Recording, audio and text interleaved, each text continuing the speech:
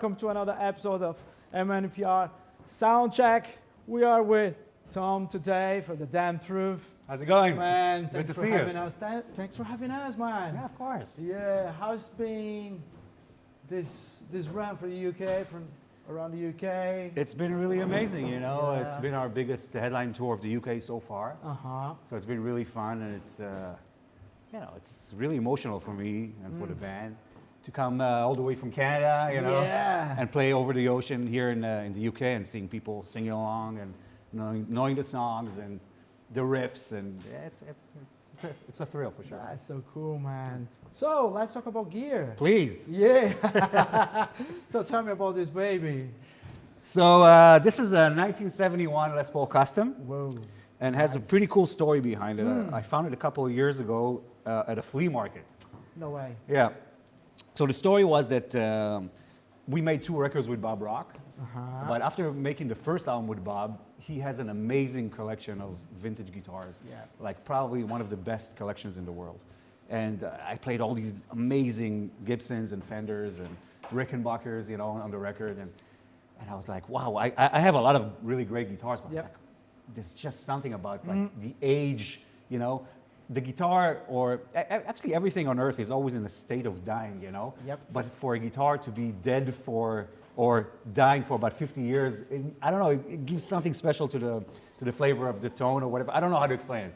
But I had it in my mind that I wanted to get an old guitar, you know, but obviously they're so expensive and I couldn't really afford one. Uh-huh. And one day I was just walking around this flea market in a suburb close to Montreal. And there was a guy selling musical instruments, and he had a bunch of garbage from China, you know. But I can see in the corner of my eye this like old Gibson case, like in the corner somewhere, and it was full of dust and whatever. And I was like, "What's this?" And he was like, "Oh, it's an old guitar that I have, whatever." Not that he didn't know what it was. I still paid some money for it, but definitely just a fraction of the price of what it's worth. Somebody made this crazy modification to it in the 70s. Okay. It was a very common modification in the 70s. It's basically a coil split. And then there's out of phase. So if you're in the middle position, it goes out of phase. Kind of like the Brian May sound. Do you think the pickups are original? Yeah, so what happened, I opened the case at the flea market and I looked at it and I was like, wow, I'm not a big expert at vintage guitars and stuff. So I called Bob Rock immediately on the phone, and I had him on FaceTime, and he looked at the guitar and we checked the serial and we went on the computer and we checked everything, and everything turned out. We opened the back of it and he was like, buy it now. Go for it. Yeah, and I bought it, and it's a 71, but it's lighter than most 70s Les Paul Customs, and original T-top humbuckers. Yeah, it's a great sounding guitar. It's my number 1 for sure. Nice, man. Can we hear I love a little bit Sure. more? Absolutely. It sounds great, clean. Nice.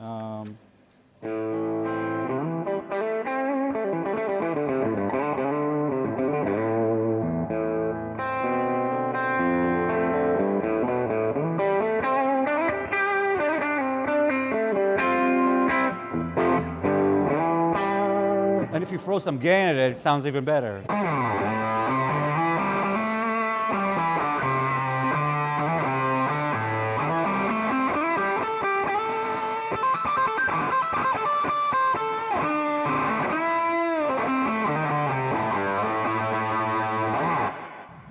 Okay, so this guitar was built by a really talented guitar builder in Montreal named Renaud.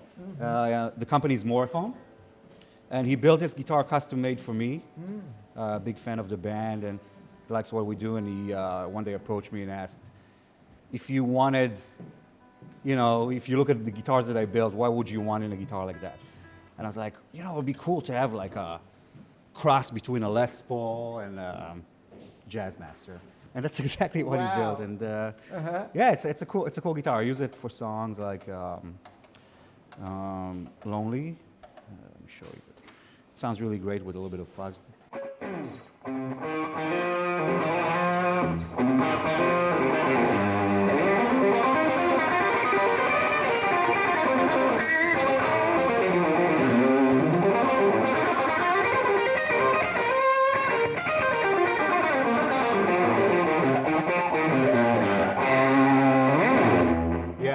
Very cool, this headstock Yeah, that's what made him kind of famous. He came up with a patent for the headstock, and it's apparently supposed to never go out of tune. And I never really tuned this guitar in the middle of the show.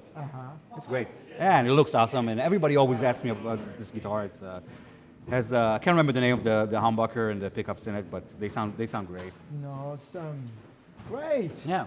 Let's go to the pedal board. Let me show you one more guitar before we do that. Oh, there's more. One more. Oh yeah, let's do it. Yeah. This one is another guitar that was built for me. And actually on this tour, Lee-La uses it. That's why the strap is so high on me. But yeah, it's an amazing guitar by a company called Bunting. And this guitar was actually featured as Guitar of the Month in Guitar World magazine when it came out. It has a Bosnian maple neck. It's light. It's supposed to be like a Les Paul, but in my opinion, it sounds huge. It's really fun to play, and it used to be my number one for a long, long time, and before I got the 71 Les Paul. Before the Les Paul. And we just found that these two guitars together sound so good. So that's why Lee-La plays this guitar. But I really want to take a moment and show this guitar because it's a piece of art, and it's an amazing company, and everybody should check them out. Bunting guitars, yeah, the best. It's just like a single volume. I wanted it to be as simple as possible. Single volume, single tone, three-way selector. Yeah, and it's right now it has 12s on it because Lee-La likes the thicker strings. Wow. So it's not really my gauge. But yeah, which strings do you use? Yes, of course. I'm a Didario boy. Okay. I have a long relationship with these guys. Nice. Very supportive. I use the XS10. Dance. And yeah, I love them. Like I never had a bad string, honestly. For I don't know how many years I play guitar, but how often do you change gear?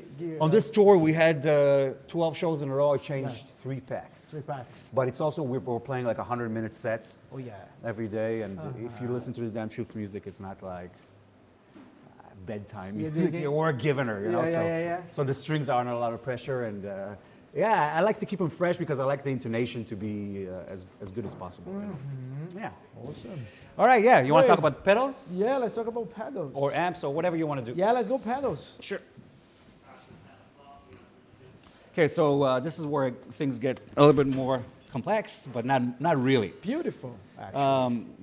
So, we made a record, and then we made another one, and then we made another one and another one. And I had to figure out how to cover all those sounds in a single pedal board, And the way that I used to do it is just I had a bunch of pedals in a line, but I found myself always just, switching this one and this one on while I have to go to the chorus and switching those off while switching other 3 pedals on, whatever. All that dance. All tap dancing all the time, and I would, miss the cues and just, would be pretty horrible. So I got a switcher, the RGM PBC-10, which is a great solution.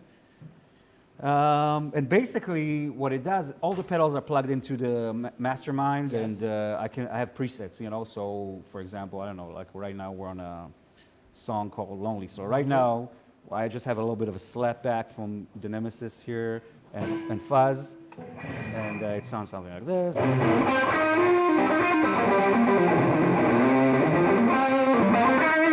But then if I go to the verse, I have the octave on and some EQ. And the chorus kind of turns on the Mobius and goes to the right preset, and it goes to the overdrive. So I go from a sound like...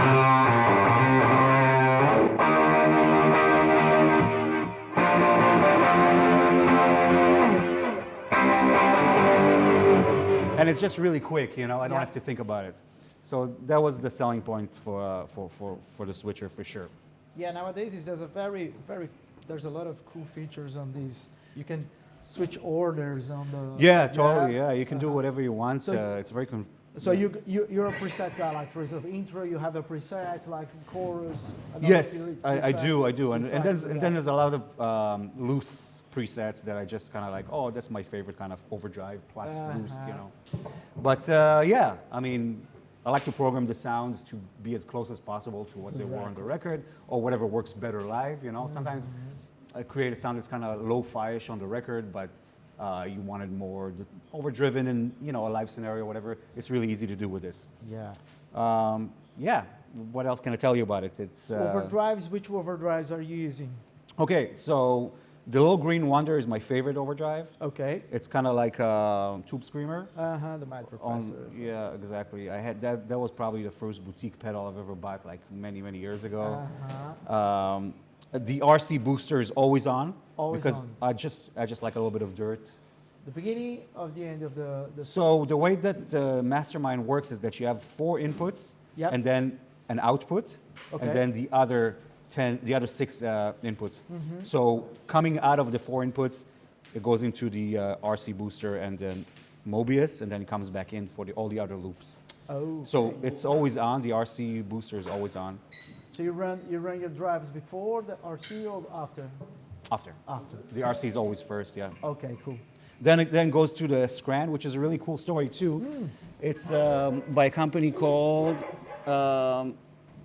Liverpool Sound, actually from here in the UK. And we were on tour once here in the UK, I think with Glenn Hughes, and got back to the hotel one night, late at night, and the clerk at the hotel was like, "You look like a guitar player." And I'm like, "Yeah." It's like, "I think I have a package for you." I was like, "Oh, what are you talking about? I've never been here before." Yeah? And he's like, "Somebody sent you a pedal. Are you Tom Shemer?" I was like, "Yeah." So I got this pedal at a hotel, reception, and it's supposed to kind of like, I guess the concept behind it was that it's supposed to imitate the Oasis tone, but I use it as a fuzz. And it's just, I just love this pedal so much. So I don't know if Liverpool Sound still exists, but if they do, you all should check them out because it's just an amazing, the Scran, it's an amazing pedal. I highly recommend it. Is this the fuzz we were? Yes, that's the fuzz you guys heard before. Cool. This guy, for example.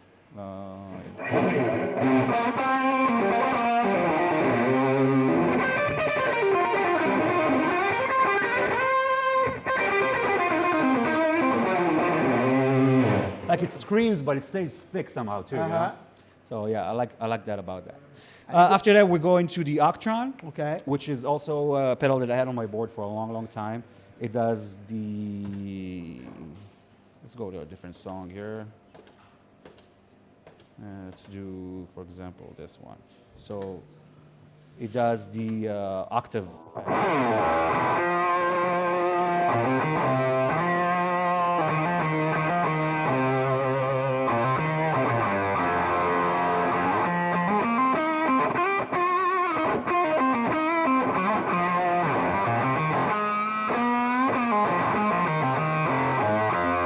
And it's also great for, I use it a lot for leads too.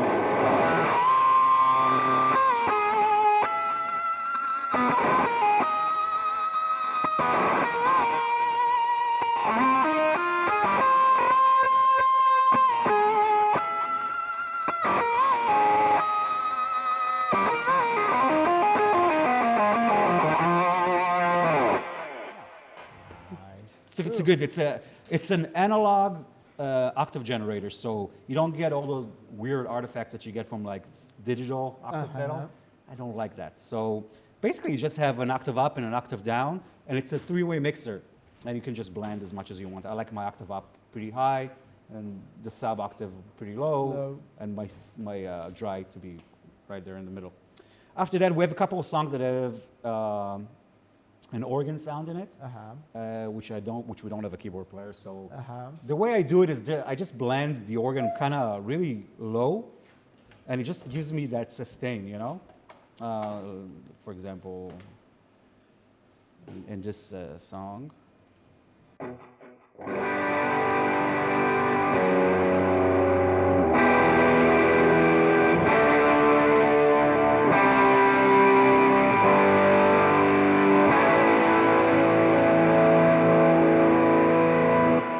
It's there, but it's low. I don't like my keyboards too loud, It just gives like an extra 3D dimension to the sound. That's what I use it for. It's a very subtle effect. I mean, you can do crazy things with that pedal. I've heard people do, but I like it just as a subtle kind of a pad below my guitar. Okay, cool. After that, we go into, I think, what's next on the chain? I got my compressor. It's the Atlas from Source Audio. Great little compressor. I use it on the studio mode. what can I show you? Yeah, usually on clean tones. So, for example, the first song of the.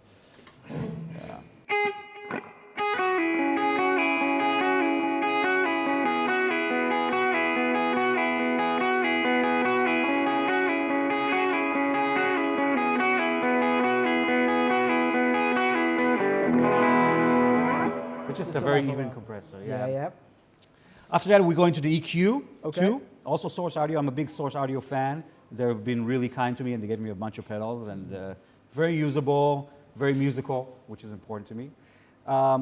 What's cool about the Source Audio stuff is that it connects MIDI to my switcher, so I can switch between presets, which is really fun. Yeah. So, for example, I'll show you like a really extreme way that I use the EQ. For example, in this song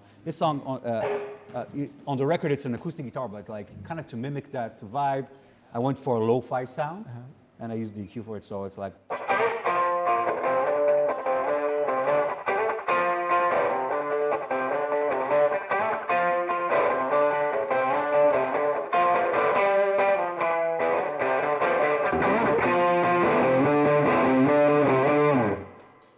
Yeah, so I use the EQ for that kind of stuff.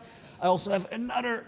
There's another. There's another, like you can't see it really, but it's a really great pedal for high gain stuff that I use for leads. The Nemesis delay and the Ventris reverb. I use different settings for different presets, different songs. You boost for solos. You're using like how do you? I program a preset. So sometimes I'll add some mids in the EQ or take away some mids, add a drive, you know. So yeah, for example, I can show you, for example, this song, All Night Long. So if we just take the chorus sound, it sounds something like.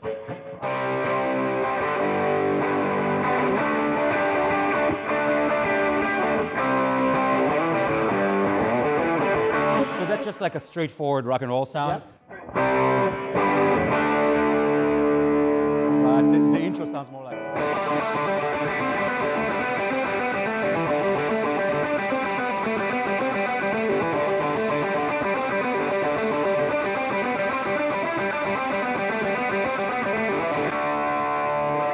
Yeah.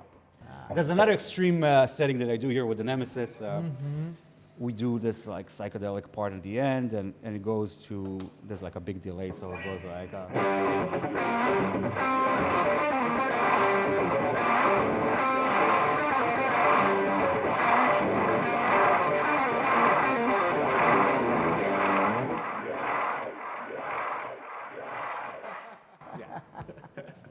It's fun, you know? So cool, and I don't have to get on my knees and like, it's all, I programmed it all in advance. It's in the right tempo. And yeah, I like it. And for the tour, you're telling me that you're using rented amps, like backline. Yeah. So we got JCM 900 and Fender Deluxe. Yeah. So what happened was that when we did our first album with Bob Rock, I noticed the way that he records guitars. It's very different than anything that I've ever seen. He will take like 8 to 10 guitar amps and put them all in one room together and put 2 microphones on each amp and room mics, and he records everything. And then after, when he wants to choose the guitar sound, he goes, a little bit of Vox, a little bit of a Dumbo, let's bring, so it's always a combination of amps, you know, it's never just like, one amp. Not never, but most likely it's gonna be a few amps that creates that tone, you know? So I was like, wow, that's interesting, maybe I'll start experiment with that. And at some point we were on tour with ZZ Top. We opened for ZZ Top, and there was a guy that built Billy Gibbons a bunch of amps for that tour. Really cool guy, Chuck Dean from New York, has a company called Retro King Amps.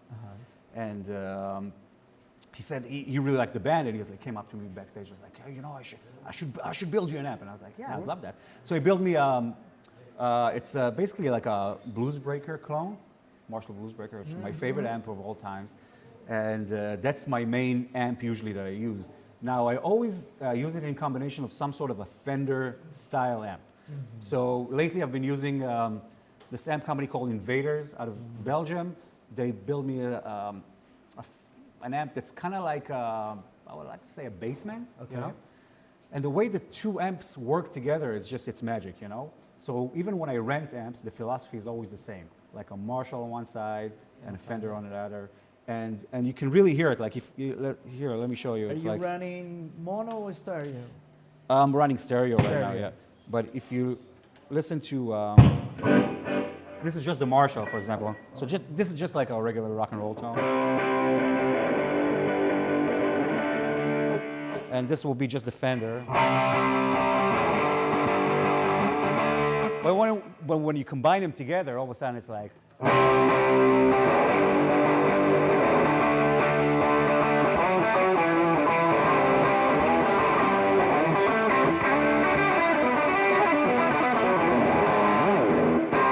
Yeah. Ah, cool. Something like that. Uh-huh. Yeah. You can feel like then one adding to another one, and it's like making a bigger sound. Yeah. Yeah, that's it. It just kind of becomes 3D all of a sudden. You know? Uh-huh. Yeah, that's what I like about it. So that's always been the philosophy. Awesome, man.